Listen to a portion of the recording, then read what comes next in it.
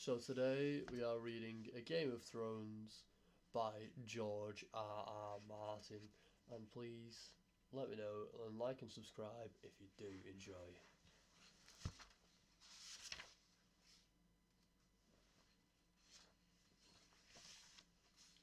A Game of Thrones, the Illustrated Edition, Book 1. A so... Ah, fucked it already. Book 1 of A Song of Fire and Ice. This one is for Melinda.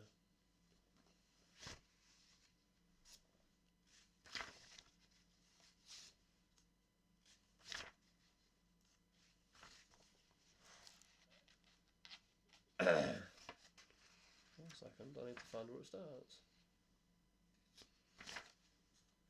It's not started yet. So this is the prologue. As I said, please sit back and enjoy. We should start back, Garrett urged, as the woods began to grow dark around them. The wildlings are dead. Do the dead frighten you? Sir Omer Royce asked, with just a hint of a smile. Garrett did not rise to the bait. He was an old man, past 50, and he had seen lordlings come and go. Dead is dead, he said. We have no business with the dead. Are they dead? Royce asked softly. What proof do we have? Will saw them, Garrett said. If he says they are dead, then that's enough proof for me. Will had not... Fuck's sake. Will had known that they would drag him into the quarrel sooner or later. He watched it, and had been later rather than sooner. My mother told me that dead men sing no songs, he put in. My wet nurse said the same thing. Will, Royce replied. Never believe anything you hear from a woman's tit. There are things to be learned, even from the dead, his voice echoed. Too loud in the twilight forest. We have a long ride before us, Garrett pointed out. 8 days, maybe 9, and night is falling. Sir Waymore Royce glanced at the sky with disinterest.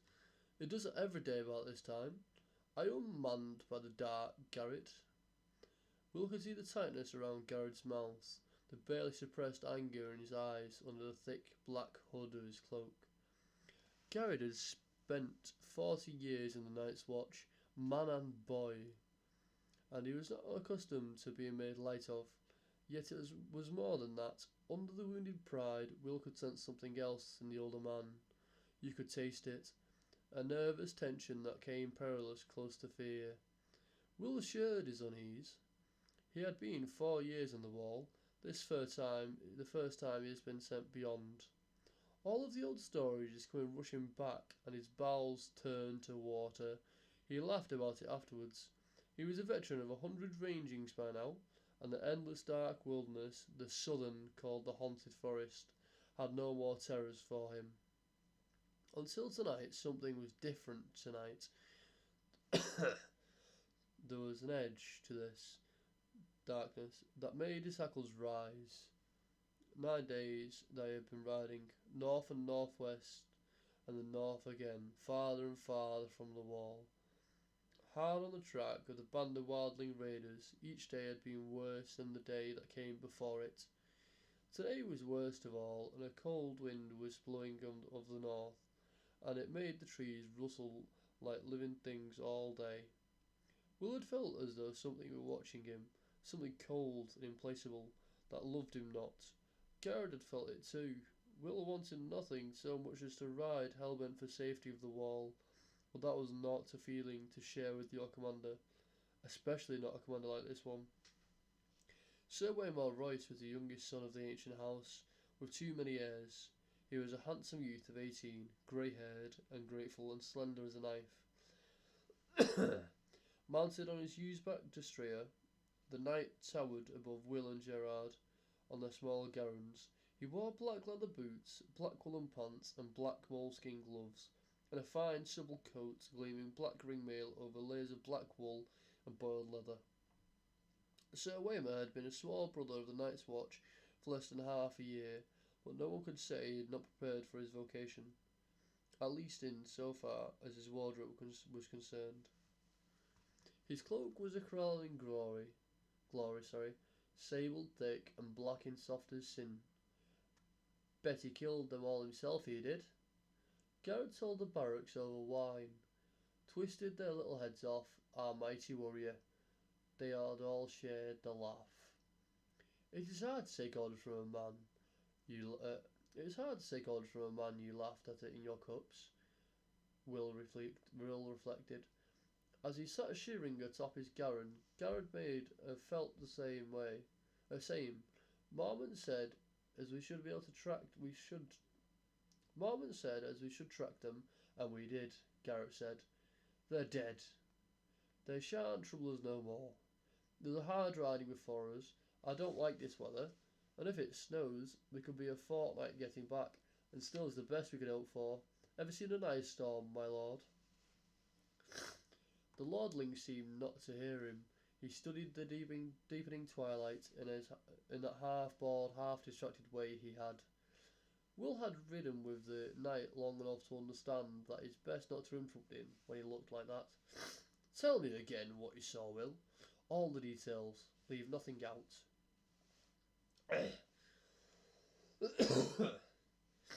Will had been a hunter before he joined the Night's Watch. Well, a poacher in truth.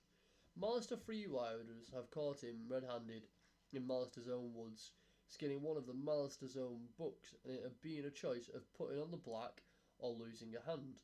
No one could move through the woods as talented as Will, and it had not taken the Black brothers long to discover his talents. The camp is 2 miles farther on, over the ridge Harbourside stream, Will said.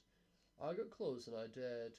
There's 8 of them, men and women both. No children, I could see. They put up a lean-to against the rock. The snow's pretty well covered it now, but I could still make out no fire burning, but the fire pit was still playing. As staying, no one moving. I watched a long time.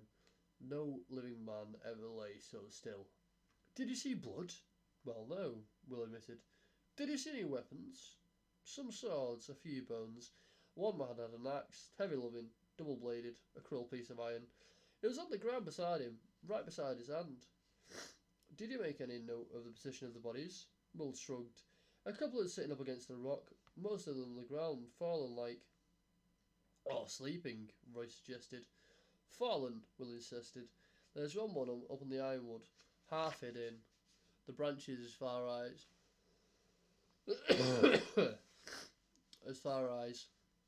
He smiled thinly. I took care she never saw me. When I got closer, I saw that she wasn't moving neither. Despite him, he shivered. You have a chill, Royce asked. Some, Will muttered. The wind, my lord. The young knight turned back to his grizzled men-at-arms. Frost-fallen leaf past them, and Royce's deserter moving restlessly. What do you think have killed these men, Garrett? Sir Waymont asked casually. He adjusted the drape of his long sable cloak. It was cold, Garrett said, with iron, certainly. I saw men freeze last winter, and the one before. When I was half a boy, everyone talks about snow 40 foot deep, and how the ice wind comes howling out the north, but the real enemy is the cold. It steals up on you, quieter than Will, and the first you shiver, and your teeth shatter, and you stamp your feet in a dream of nice mulled wine with nice hot fires. It burns, it does. Nothing burns like the cold, but only for a while, then it gets inside you and starts to fill you up. And after a while, you don't have the strength to fight it. It is easy to sit down or go to sleep. They say you don't feel any pain toward the end. First you go weak and drowsy, and everything starts to fade. And then it's a sinking into a sea of warm milk, peaceful like. Such clod you once, Garrett, Sir Waymore observed. I never expected you had it in you. I had the cold in me too, Lordling. Garrett pulled back his hood, giving Sir Waymore a good long look at the stumps where his ears had been. 2 ears, 3 toes, then my little finger on my left hand. I got off quite light. We found my brother frozen at his watch, with a smile on his face. Sir Waymore shrugged. You ought to rest more warmly, Garrett. Garrett glared at the lordling. The scars around his heel rolls flushed red with anger where Maester Aemon had cut Mace Raymond had cut his ears away. We'll see how warm you can dress when the winter comes. He pulled up his hood and hunched over Garin, silent and sullen. If that Garin said it was the cold, Will begun. Have you drawn any watches this past week, Will? Yes, my lord. There was never a week where he did not draw a dozen bloody watches. What was this man driving at? And how did you find the wall? Weeping, Will said, frowning. He saw it clear enough now that Lordling pointed it out. They couldn't have froze, not if the wall was weeping, it wasn't cold enough. Royce nodded. Bright lad. We've had a few light frosts in the past week, and a quick flurry of snow now and then, but surely not cold fierce enough to kill 8 grown men, clad in fur and leather. Let me remind you, with shelter near at hand, and means of making fire, the knight's smile was cocksure. Will lead us there. Will lead us there. I would see these dead men for myself. And then there was nothing to be done for it. The order had been given, and honour bound them to obey. Will went from his shaggy little garron, picking the way carefully through the undergrowth.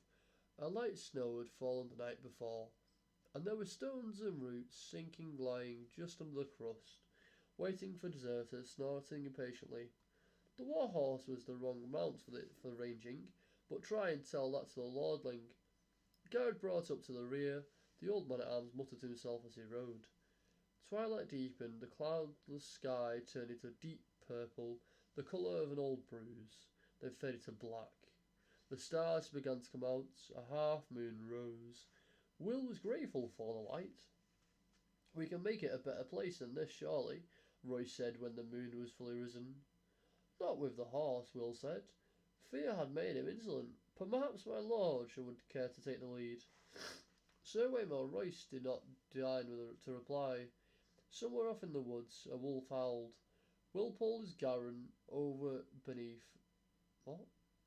Will pulled his garron over beneath an instant gnarled. Ironwood had dismounted. Why are you stopping? Sir Waymore asked. Best go to the rest way on foot, my lord. It's just over that ridge. Royce paused a moment, staring off into the distance, his face reflective. A cold wind whispered through the trees. His great sable cloak stirred behind, like something half alive. There's something wrong here, Garin muttered. The young knight gave him a disdainful smile. Is there? Can't you feel it? Garin asked. Listen to the darkness. Will could feel it. 4 years in the Night's Watch, and he had never been so afraid. Now, for the time being, I'm going to get a drink, so I would go be right back. So please, while I'm away, get a drink and relax.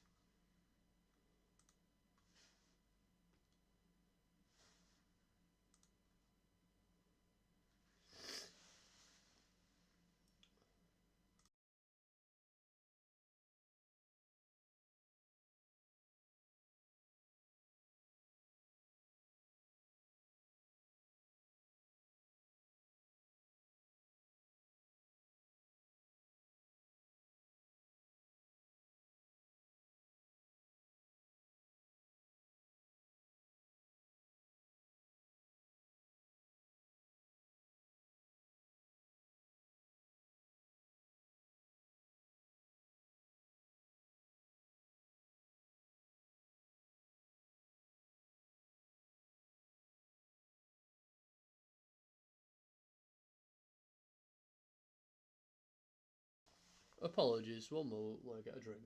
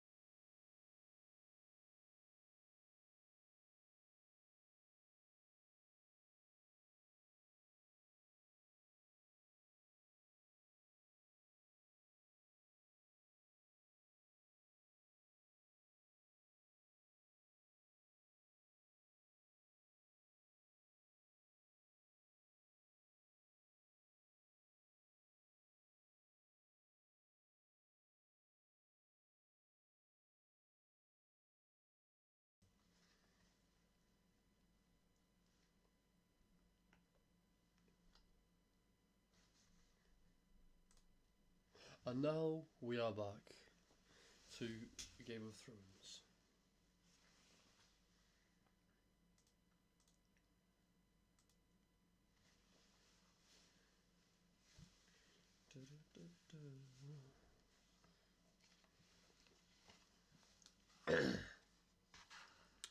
Wind, trees ruffled, a wolf, which sound as that it unmans you. So, Garrett. When Garrett did not answer, Roy slid gracefully from his saddle. He tied the desert, secure a to secure one low hanging limb, well away from the other horses, drew his longsword from his sheath. Jewels glittered in its hilts, and the moonlight ran down the shining steel.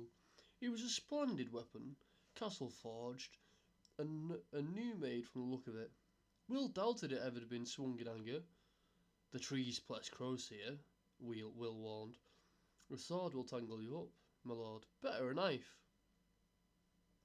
If I need instruction, I'll ask for it. The young lord said, Garrett, stay here, guard the horses. Garrett dismounted. We need a fire. I'll see to it. How big a fool are you, old man? If there are enemies in the woods, a fire is the last thing we want. There's some enemies a fire will keep away. Garrett said bears and dire wolves and other things. Sir Waymer's mouth became a hard line. No fire. Garrett's hood shadowed his face. Will could see the hard glitter in his eyes as he stared at the night for a moment. He was a friend that the older man would go for his sword. It was a short, ugly thing, the grip discoloured by sweat. His head nicked from hard use, but Will would not have given the iron bob for the lordling's life if Garrett pulled it from the scabbard. Finally, Garrett looked down. No fire, he muttered, low under his breath. Roy took it to his questions and turned away.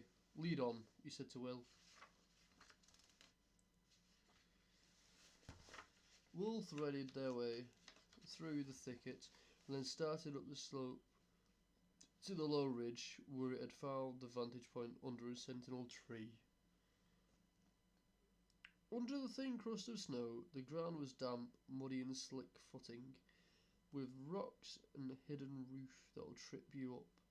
Will made no sound as he climbed behind him. He heard a soft metallic slither of the lordling's mail, that rustle of leaves, and muttered curses, and reaching branches grabbed at his longsword and tugged on his splendid sable cloak. The great sentinel was right there at the top of the ridge, where Will had known it would be. Its lowest branches a bare foot off the ground. Will slid in underneath, flat on his belly in the snow and the mud, and looked down on the empty clearing below. His heart stopped in his chest for a moment. He dared not breathe. Moonlight shone down in the clearing, the ashes of the fire pit, the snow-covered lean-to, the great rock, the little half-frozen stream. Everything was just as it had been a few hours ago. They were gone. All the bodies were gone. Gods! He heard behind him. A sword slashed at a branch as Sir Dwemer Royce gained the ridge. Oh, fucking lost Rayon. He stood beside the sentinel, long sword in hand, his cloak billowing behind him, and as the wind came up, outlined nobly against the stars for to see. Get down! Will urgent whisperedly. Something's wrong. Royce did not move. He looked down at the empty clearing and laughed. Your dead men seem to have moved camp, Will. Will's voice abandoned him. He groped for words that did not come. It was not possible. His eyes swept back and forth over the abandoned campsite. He stopped on the axe, a huge double-bladed axe, still lying where he had seen it last. Untouched, a valuable weapon. On your feet, Will, Sir Waymer commanded. There's no one here. I won't have you hiding under a bush. Reluctantly, Will obeyed. Sir Waymer looked him over with open disapproval. I'm not going to Castle Black, a failure on my first ranging. We will find these men, he glanced around. Up the tree, be quick about it, look for a fire. Will turned away, wordless. There's no use to argue. The wind was moving, it cut right through them. He went to the tree, a vaulting grey-green sentinel, and began to climb. Soon his hands were sticky with the sap, and he was lost among the needles. Fear filled his gut like a meal that he could not digest. He whispered a prayer to the nameless gods of the wood, and slipped his dirk free from its sheath. He put between his teeth to keep both hands free for climbing. The taste of cold iron in his mouth gave him comfort.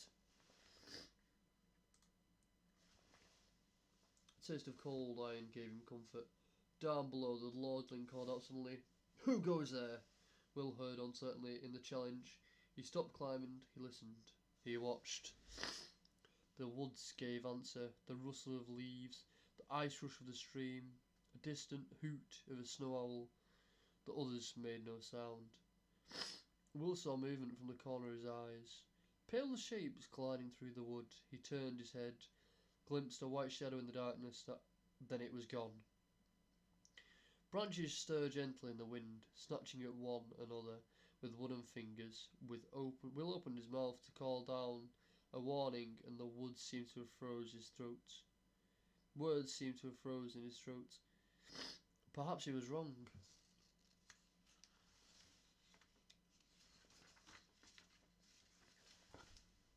It was only being a bird, a reflection of the snow, saying some trick of moonlight, what he had seen after all.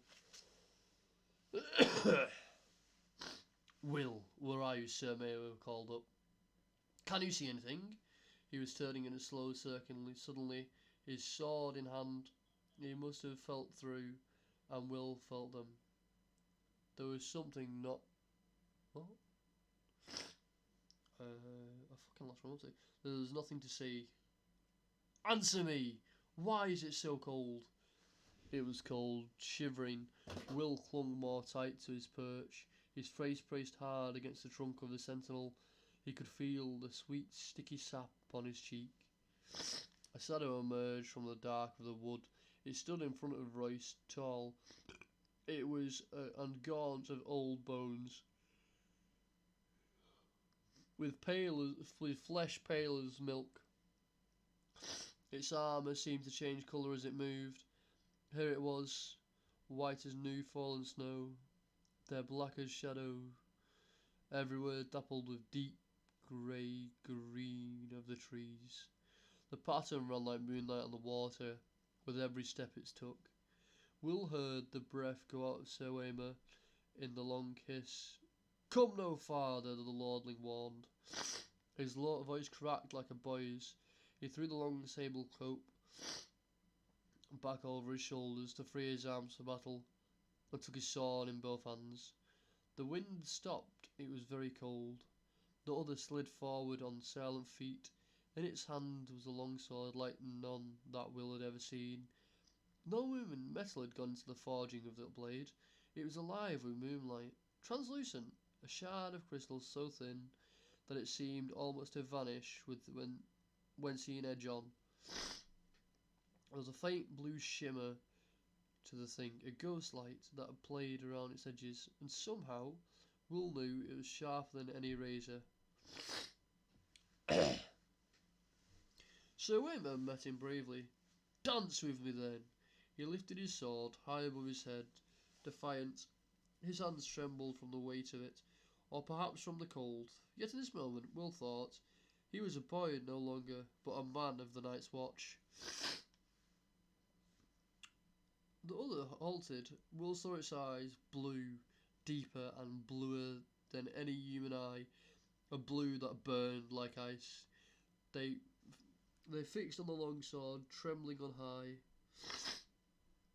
watching the moonlight running cold along the metal for a heartbeat he dared to hope. They emerged sharply from the shadows, twins to the first. Three of them, 4, 5. Sir Waymer may have felt the cold that came with them, but he never saw them, never heard them. Will had to call out. It was his duty, and his death if he did. He shivered and hugged the tree and kept the silence. The pale sword came shivering through the air. Sir Wayman met it with steel. When the blades met, there was no ring of metal on metal, only a high, thin sound on the edge of hearing, like an animal screaming in pain. Royce checked a second blow, and a third, and fell back a step. Another flurry of blows, and he fell back again. Behind him, to the right and left and around him, the watchers stood patient, faceless, silent.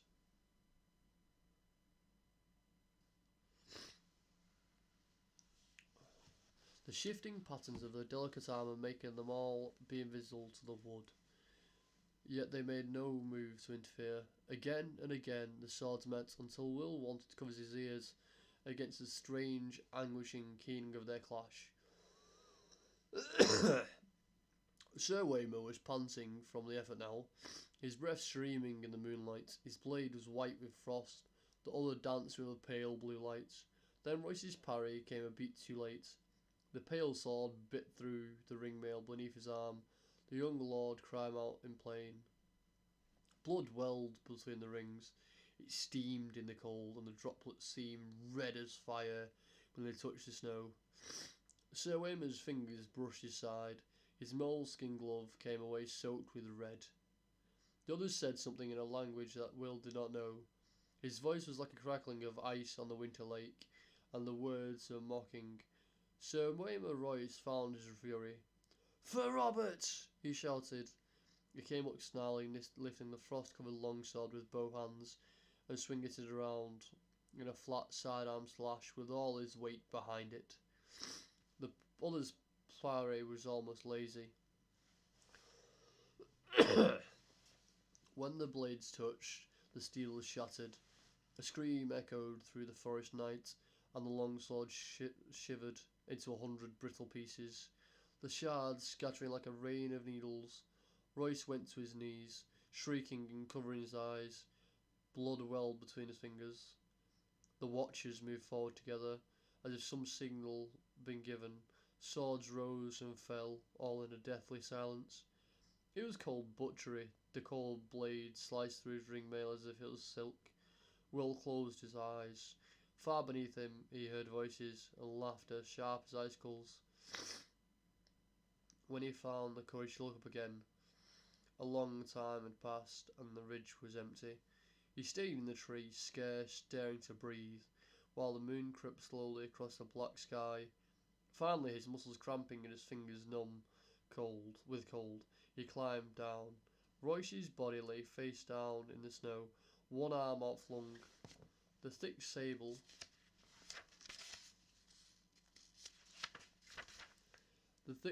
cloak had been slashed into a dozen pieces, lying dead like it. You saw how young he was. A boy. He found what was left of the sword a few feet away. The end splintered and twisted like a tree struck by lightning. Will knelt, looked around warily, and snatched it up. The broken sword would be his proof. Garrett would know what to make of it, and if not him, then surely the old Bear Moment or Maester Aemon. Would Garrett still be waiting with the horses? He had to hurry. Will rose. Sir Waymar Royce stood over him. His fine clothes were a tatter, his face a ruin. A shard from his sword transfixed the blind white pupil of the left eye. The right eye was open, the pupil burned blue. It saw. The broken sword fell from nerveless fingers. Will closed his eyes to pray. Long, elegant hands brushed his cheek, then tightened around his throat. They were gloved in the finest moleskin, and sticky with blood, yet a touch was icy cold. And that is the end of chapter 1. Please come back again for the next stream where we read chapter 2.